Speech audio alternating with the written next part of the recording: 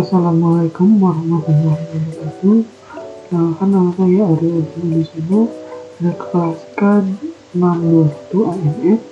Sini ingin menjelaskan penerapan GCG dalam perusahaan Cibono dan asesmen GCG dalam matkul UAS akuntansi pemerintahan.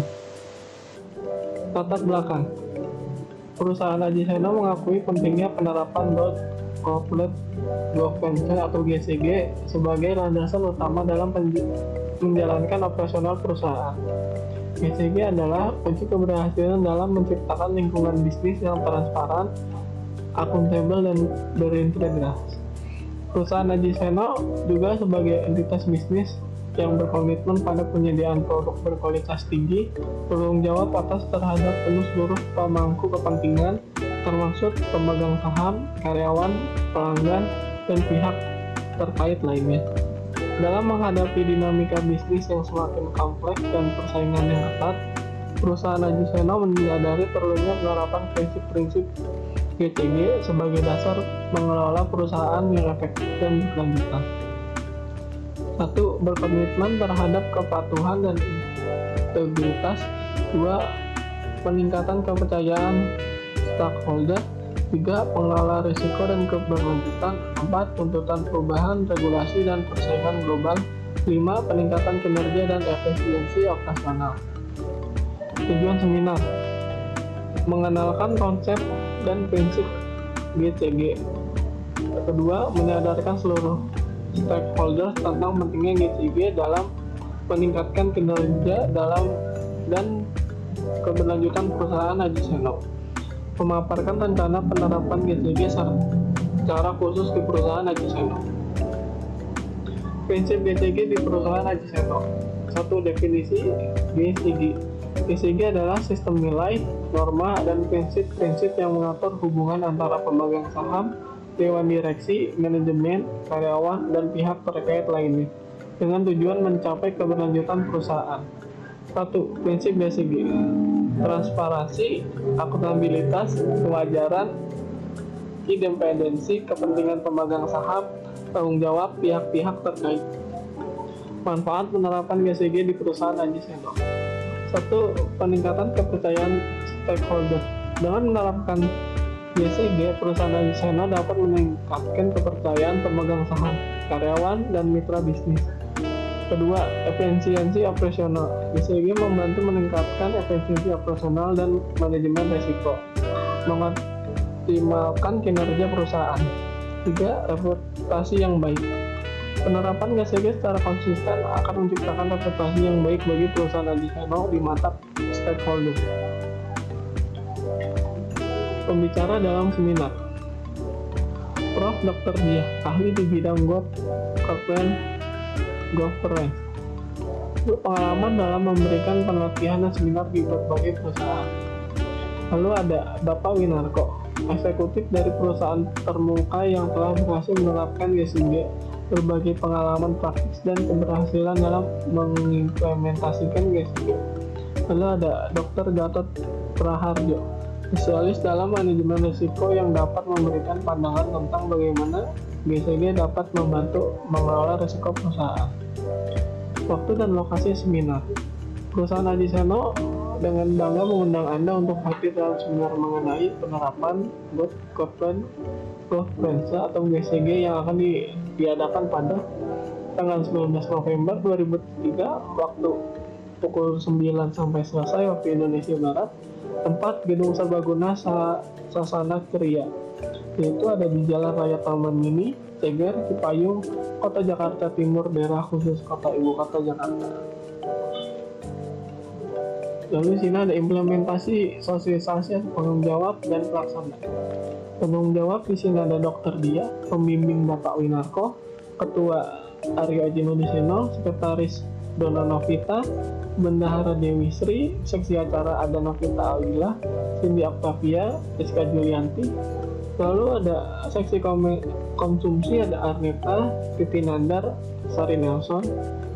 Dan di seksi lapangan ada Sultan Akbar, Muhammad Rehan, dan Tribowo. Implementasi penilaian. Penilaian dilakukan oleh Ria Adi Widodo, tim internal GCG, tahapannya itu ialah identifikasi tujuan utama seminar GCG. Kedua, pilih narasumber yang kompeten dalam bidang GCG. Tiga, tentukan tanggal, waktu, dan lokasi seminar. 4, persiapkan materi presentasi dan materi pendukung. Evaluasi. Timetable rencana kerja evaluasi GCG di perusahaan Aji Seno semester 1 Januari sampai Juni. Minggu pertama sampai kedua persiapan awal evaluasi GCG, identifikasi tim evaluasi internal. 2, penentuan kriteria evaluasi. 3, koordinasi dengan pihak eksternal jika diperlukan.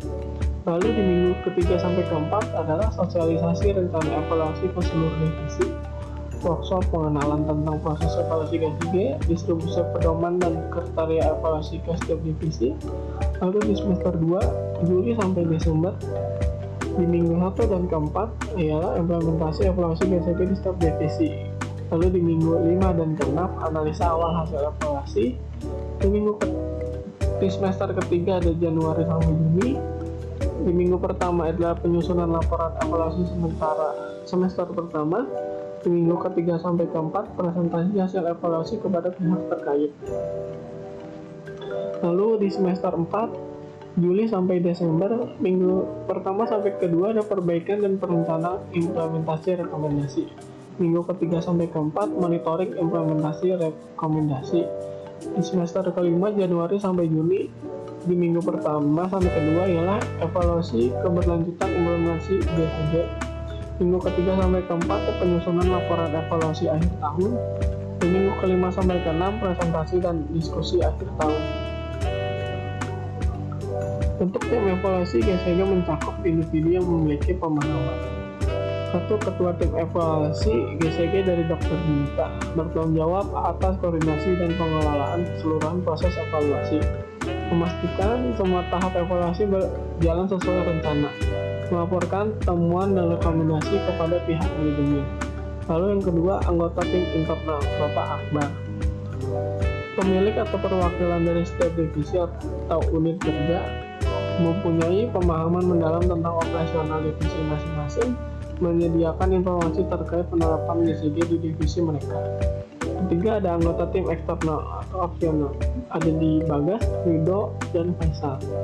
Konsultan itu meliputi konsul GCG eksternal atau ahli independen, memberikan perspektif objektif dan pengalaman dari industri atau sektor terkait, menguji keberlanjutan dan efektivitas implementasi GCG.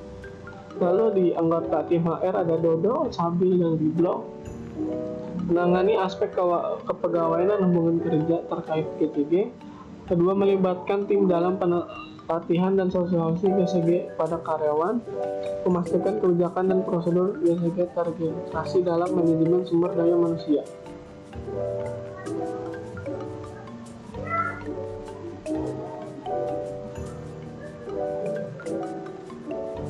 Kesimpulan, menerapkan GCG bukan hanya kewajiban hukum, tapi juga investasi jangka panjang bagi keberlanjutan perusahaan. Dengan sosialisasi, implementasi, internalisasi, dan evaluasi yang baik, diharapkan perusahaan Aji Seno dapat menjaga integritas, transparansi, dan kepercayaan stakeholder. Baik, setelah tadi kita jelaskan tentang proposal di perusahaan Aji Seno, ini ada sedikit penjelasan tentang bukti keberhasilan penerapan GCG di perusahaan Aji Seno. Perusahaan Aji Seno telah berhasil membuktikan keberhasilan penerapan Good Corporate Governance atau GCG melalui langkah-langkah konkret dan pencapaian tertentu. Berikut adalah beberapa bukti keberhasilan yang dapat diakui. 1. Peningkatan kepercayaan stakeholder. Survei kepuasan stakeholder menunjukkan peningkatan tingkat kepercayaan dari pemegang saham, karyawan, pelanggan, dan pihak terkait lainnya terhadap integritas dan transparansi di perusahaan Aji Seno. Kedua, efisiensi operasional.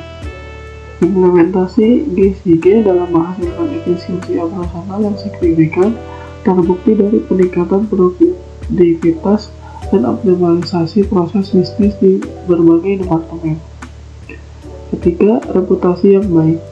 Perusahaan Aji Seno telah meraih reputasi yang baik di mata publik dan industri, tercermin dari peningkatan citra positif dan perhatian positif di media dan forum di industri.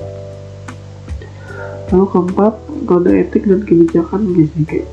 Perusahaan telah berhasil menyusun dan menerapkan kode etik dan kebijakan GCG yang sesuai dengan karakteristik dan kebutuhan perusahaan, memberikan dasar yang kuat untuk tindakan beretika dan kepatuhan terhadap regulasi. 5. Pelatihan dan pendidikan GCG. Program pelatihan dan pendidikan GCG telah sukses meningkatkan pemahaman seluruh jajaran manajemen dan karyawan tentang prinsip-prinsip GCG, menciptakan lingkungan kerja yang etis dan berintegritas. 6. Sistem pengendalian internal yang efektif. Implementasi sistem pengendalian internal yang efektif telah membantu perusahaan Aji Seno dalam mengidentifikasi, mengelola, dan mengurangi risiko-risiko operasional secara proaktif. Yang ketujuh, partisipasi pembicara terbuka. Keterlibatan pembicara terbuka seperti Prof. Dagang Diah, Bapak Winarko, dan Dr. Gatot Praharjo dalam seminar jadi indikator bahwa perusahaan Aji Seno mendapatkan dukungan dan pandangan dari pakar-pakar terkemuka dalam bidang CGC. Lalu, kesuksesan seminar dan partisipasi aktif. Seminar yang diadakan pada tanggal 19 November 2003 di Gedung Serbaguna Sasarana Kriya mendapatkan respon positif dari peserta dengan partisipasi aktif dalam workshop, diskusi, interaktif, dan penukaran pengalaman. Ke-9, konfirmasi kehadiran yang tinggi melalui RSVP. Konfirmasi kehadiran, jumlah peserta yang mendaftar dan mengonfirmasikan kehadiran mencerminkan minat dan kesadaran tinggi terhadap pentingnya penerapan GCG. 10. Sosialisasi dan keterlibatan karyawan.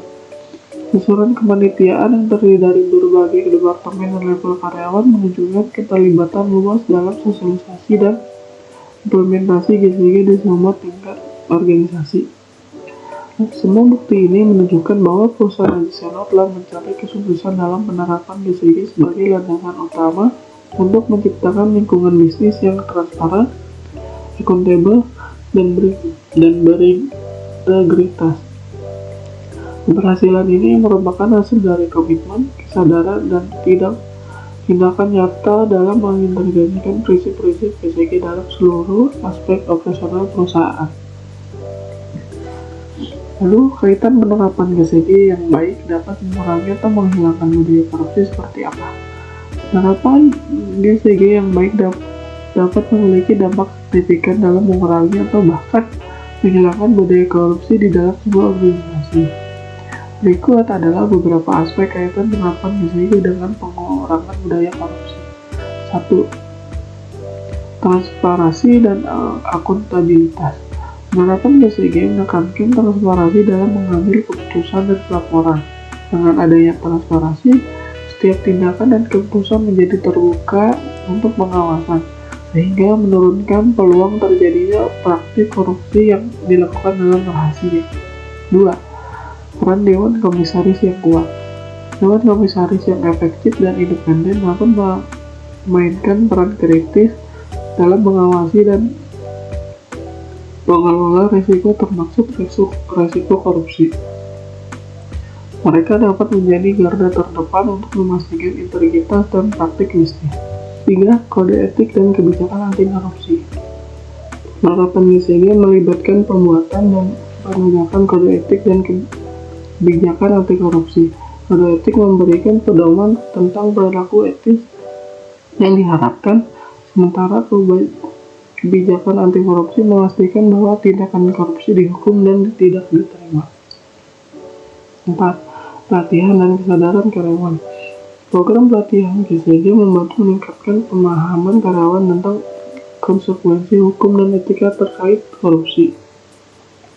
Kesadaran karyawan dapat membantu menciptakan budaya di mana korupsi tidak diterima. Lalu, yang kelima, mengendalikan internal yang efektif. GCG mencakup implementasi sistem pengendalian internal yang dapat dideteksi dan mencegah tindakan korupsi.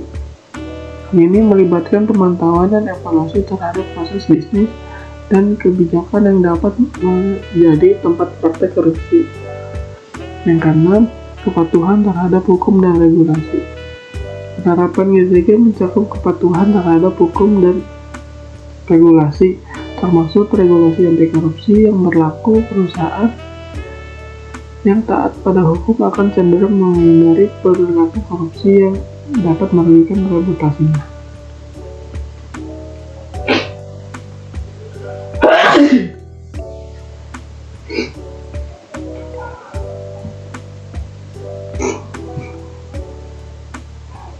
Lalu yang ketujuh, pelaporan pelanggaran dan whistleblowing.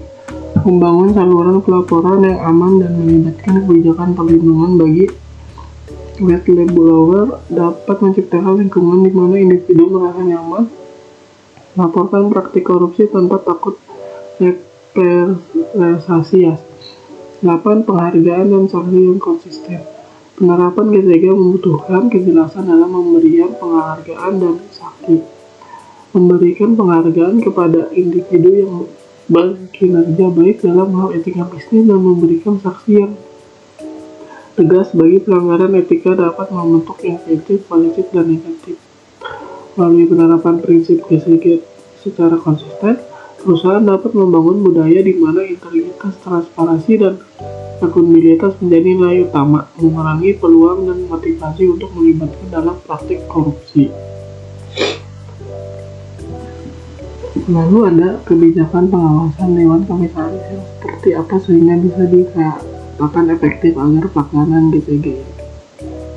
Kebijakan pengawasan Dewan Komisaris yang efektif merupakan kunci untuk memastikan pelaksanaan GCG di suatu perusahaan. Berikut adalah beberapa elemen yang dapat membentuk kebijakan pengawasan Dewan Komisaris yang efektif.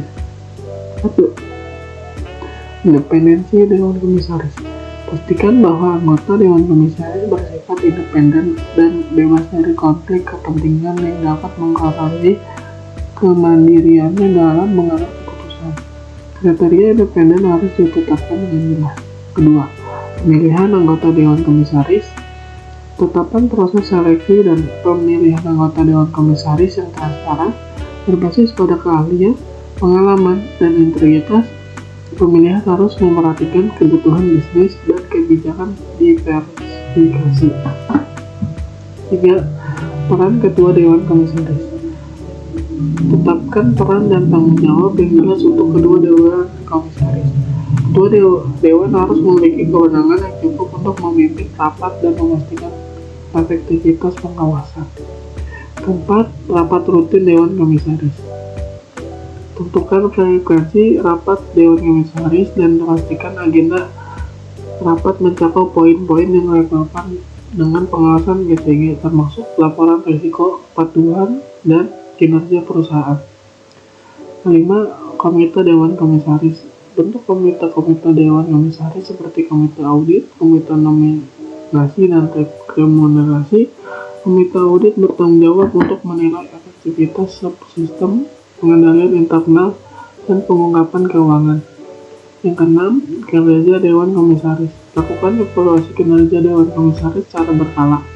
Evaluasi ini dapat mencakup penilaian individu dan kolektif, serta melibatkan pemangku kepentingan internal dan eksternal. Lalu di sini ada asesmen GCG pada perusahaan additional teknik pelaksanaannya. GCG merupakan landasan utama bagi perusahaan additional dalam menjalankan operasionalnya. Komitmen terhadap kepatuhan integritas, peningkatan kepercayaan stakeholders, pengelolaan risiko, adaptasi terhadap perubahan regulasi dan persaingan global, serta efisiensi operasional adalah nilai inti yang dipegang oleh perusahaan. 2. Tujuan asesmen GCG. Mengevaluasi sejauh mana implementasi GCG telah menciptakan lingkungan bisnis yang transparan, akuntabel, dan terintegritas di perusahaan additional. Mengidentifikasi potensi perbaikan dan pengembangan lebih lanjut dalam penerapan GCG. Tiga adalah metode pelaksanaan. Yang pertama ini analisis dokumen, meninjau kode etik dan kebijakan GCG perusahaan Aji Seno, menilai laporan keuangan, laporan keberlanjutan, dan dokumentasi terkait GCG. Lalu ada melakukan wawancara dengan anggota Dewan Direksi, manajemen eksekutif, dan staf terkait untuk memahami pemahaman dan penerapan GCG. Lalu ada observasi, mengamati secara langsung proses pengambilan keputusan dan pelaksanaan GCG dalam situasi nyata. Lalu survei dan feedback, menyebarkan survei kepada stakeholder, pemegang saham, karyawan, pelanggan untuk mengukur persepsi mereka terhadap GCG di perusahaan Aji Seno.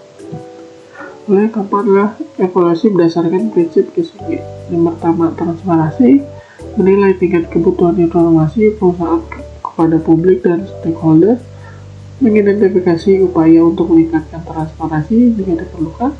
Lalu akuntabilitas, menilai sistem akuntabilitas internal termasuk mekanisme pelaporan dan pertanggungjawaban. Yang kedua, mengevaluasi apakah Dewan Direksi dan manajemen bertanggung jawab secara efektif. Tiga, kewajaran, mengevaluasi kebijakan remunerasi dan proses nominasi untuk memastikan kewajaran dan keadilan, lalu memberikan prosedur penyelesaian konflik kepentingan. Lalu ada independensi, menilai independensi anggota Dewan Direksi dan komite-komite yang ada, lalu memastikan tidak adanya konflik kepentingan yang ditentukan. Dan selanjutnya adalah kepentingan pemegang saham, mengevaluasi mekanisme konsultasi dan interaksi dengan pemegang saham, mengukur dampak kebijakan perusahaan terhadap nilai pemegang saham, lalu tanggung jawab pihak-pihak terkait, menilai bagaimana perusahaan memperlakukan dan berinteraksi dengan berbagai pihak terkait. Lalu ada 5, rekomendasi dan perbaikan. Menyusun rekomendasi berdasarkan temuan asesmen untuk memperbaiki kebijakan dan praktik GCG, lalu membuat rencana tindak lanjut untuk mengimplementasikan perubahan yang diperlukan. Yang keenam ada pengukuran keberhasilan, menetapkan indikator keberhasilan untuk monitor perubahan dan perbaikan dalam penerapan GCG. Melakukan evaluasi regulasi untuk memastikan keberlanjutan dan peningkatan. Sini ada kesimpulan asesmen GCG pada perusahaan Aji Seno. Asesmen GCG ini bertujuan untuk memberikan gambaran holistik tentang sejauh mana perusahaan Aji Seno telah menerapkan prinsip-prinsip GCG dan memberikan landasan bagi perbaikan dan pengembangan lebih lanjut. Kesimpulan dan rekomendasi akan menjadi dasar bagi perusahaan untuk terus meningkatkan tata kelola perusahaan dengan baik. Oke, itu saja yang bisa saya jelaskan untuk malam ini. Kurang lebih mohon maaf. Wassalamualaikum warahmatullahi wabarakatuh. Terima kasih.